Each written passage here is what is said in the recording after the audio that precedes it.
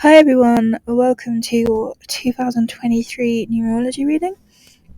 So my name is Grace Gabriella Pascas, and I have loads of videos on my channel where you can see my face, you can see me talking directly to the camera. If you want to get a feel for my energy and my vibe and see my authenticity, please feel free to check out the other videos on my channel. But for now, I'm just going to run through the energy of 2023, which is a 7 numerological year. Okay, so 2023. 2 plus 2 plus 3 adds up to 7. So the numerology for 2023 is number 7. This applies to us collectively, as this is a collective breakdown, run through. 7 is a number of light and introspection. Number 7 represents light. It represents spiritual illumination, enlightenment, and wisdom. 7 carries the vibration of a higher truth. We seek wisdom, self-knowledge, and knowledge of sacred and universal laws. Number 7 asks us to go within. It's a really strong introspective number. Study, self-learning, evaluation, analysis, consulting your dream journal or dream diary. These are all very symbolic of the 7 universal year. The collective theme seems to be one of refinding our light. We've had many periods of darkness. In order to come up and out, we must go through. So as a 7 universal year, which represents higher truth, philosophy, spirituality, finding the light and becoming light, we must make peace with our shadow. Introspection, journaling, meditation, holistic therapies, Tai Chi, Qigong, these are all advised. Once we begin to make peace with the shadow self, the less desirable and often repressed, darker parts of the self and psyche, that's when we start to see our strengths, and that's when we start to return to our light. So 7 is a year of creativity, accessing artistic and imaginative gifts. All aspects of duality want to find oneness, and therefore integration in a 7 year. Duality and oneness go hand in hand. It's through our shadow and our light traits and their integration, unification, and harmonization that we really find ourselves. 2003 as a 7 year is about going deep and exploring ourselves and psyches. It's about soul growth, and more importantly, it's about spiritual illumination. Listening to your inner voice, accessing psychic gifts, psychic self-development, intuition, connecting to your intuitive powers through developing a deeper and intrinsic connection with your inner self. This means not denying or rejecting your shadow self. 7 can be secretive. It can crave privacy.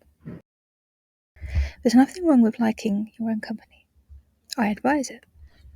Solitude and introspection are very, very, very advised in a 7 year. But there is a chance of falling into self-isolation and something known as lone wolf syndrome. Lone wolf syndrome is when you cut yourself off from others in society.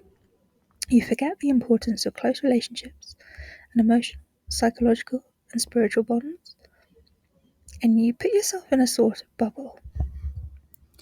This is the shadow side of the universal year 7.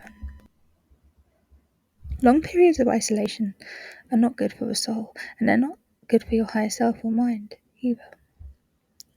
We should only enter states of pure isolation and solitude when we want to recharge, rest, and find wisdom and inner strength. Solitude can lead to inspiration, artistic and imaginative gifts, increased intuition, psychic gifts, telepathy, clairvoyance, and a deeper understanding of self and the universe. But too much isolation begins to lead to discontent and apathy. You can forget the importance of community and authentic, deep bonds. Connection is very important in a 7-year. The best advice I can give is to balance introspection and healthy solitude and rest with authentic community connections and bonds. This means taking sufficient time to explore yourself, recharge, and evaluate, but then returning to your community, family, or tribe. Don't fall into extremes. In the pursuit of enlightenment, which literally translates as finding the light, we can become disconnected from our past and our history. One thing I feel to share, which is not exclusively linked to a universal 7 year, but it does relate and does help, is to look up your lunar north and south nodes. Your lunar north and south nodes, which are also known as the north and south node in astrology, can shine a light on where you're headed to and what you need to leave behind. Because 7 represents light, philosophy, spirit, wisdom, intuition, and soul growth, specifically leading to the Kundalini, which I'll explore soon. There's a strong emphasis on the past, present, and future. Your South Node in astrology depicts where you've come from, family, roots, past, childhood memories, and nostalgia, what you're leaving behind. Your North Node is where you're headed to, your future, alignment, and best self. If an analogy were to be created, and I'm using this analogy as inspiration for my own Reiki attunement, from when I received my master's attunement, a South Node can be seen as a dirty toy you're desperately clinging onto, which clearly needs to be thrown away. The North Node is a masterpiece, a book, a piece of music, a symphony, a piece of art, or a masterclass, course, diploma you've been working hard towards. Would you choose to keep on to the old, dirty, ragged toy as a replacement for your future masterpiece? No. This is what the South and North Nodes represent. The South Node is your past. It's the outdated, old, stagnant, and limiting childhood beliefs and systems which are holding you down, inevitably. Your North Node is what you're working towards. It's your best self, your best, brightest, mature, and evolved self. Research your lunar North and South Nodes. I can guarantee there's key insights to be found. 7, as a symbol for enlightenment and higher truth, higher laws, depicts the Kundalini. Energy rises from the root to the crown, and vice versa. When there's a strong and healthy flow of Kundalini energy, we are said to be whole. We've integrated and harmonized all our chakras, and therefore subtle body energy systems. We live in a state of harmony and flow. Energy moves up and down, like a spiral, a circular, open circuit motion, where all systems are connected. This means that we don't reside forever in one particular chakra.